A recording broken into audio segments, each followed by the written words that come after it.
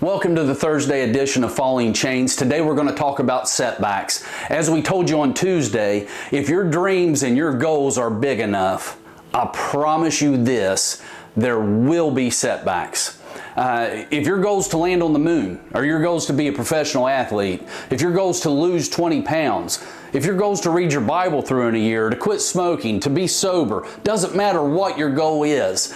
Nothing worth doing is ever easy. And if your goals and your dreams are big enough, there absolutely will be setbacks. Every Thursday I speak at a local rehab. I speak to recovering addicts. And I tell them in there that when you get out of rehab here in a few weeks and you move back out into the real world, life is going to hit you in the face. So how are you going to respond to that? And you can take that to the bank. Life is not fair and life is going to hit you in the face. But what matters is not whether or not life gets tough. What matters is how are we going to respond.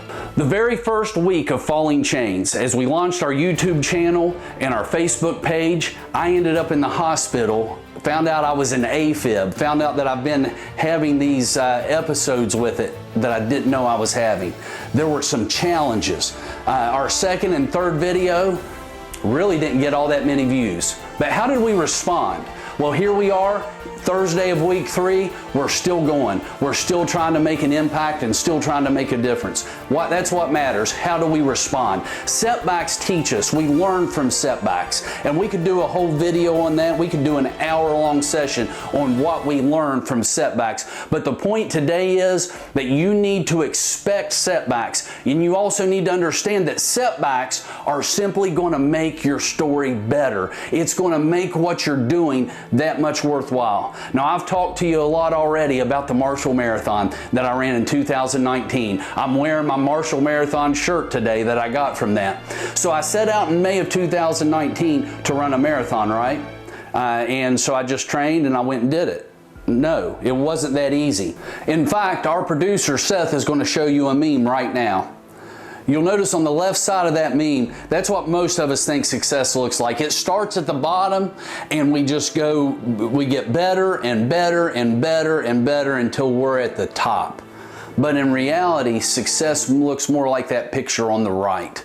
We take 2 steps forward, 3 steps back, 4 steps forward, 2 steps back, and on and on and on. But if we don't quit, we eventually get there. So in May of 2019, I set out to run a marathon, right? I've told you all about this before, but you've not heard the whole story. When I set out to run the marathon, my training did not go like that picture on the left. It was way more like that one on the right. In May, when I began training, instantly I had to deal with Achilles tendonitis. I would have to come back after every run or walk. Sometimes I had to walk. I was 270 pounds. I was not in that great a shape. So I'd have to come home and I would have to ice both of my ankles, both of my Achilles tendons after every run or after every walk. In June, there wasn't any big injuries in June, but reality began to set in as my mileage was not near where it needed to be on pace for my training program to be able to run a marathon in November.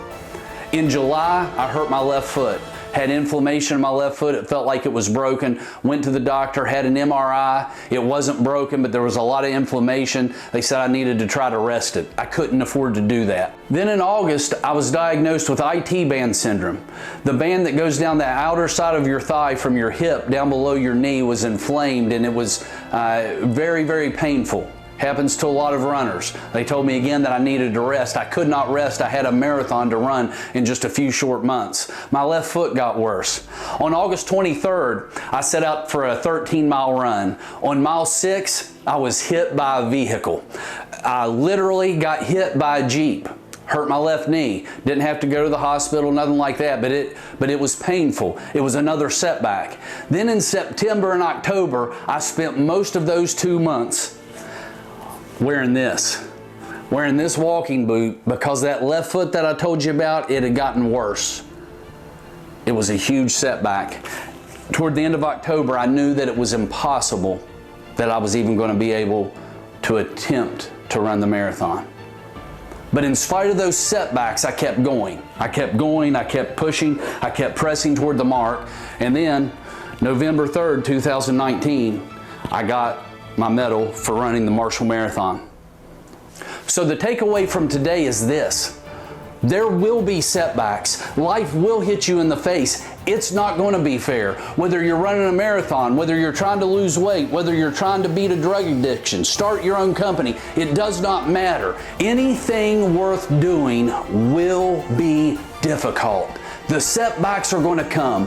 What matters is how you respond to those setbacks. Join us on Sunday, where I'm going to try to encourage you to quit wearing those chains. In the meantime, I look forward to seeing the chains fall in your lives.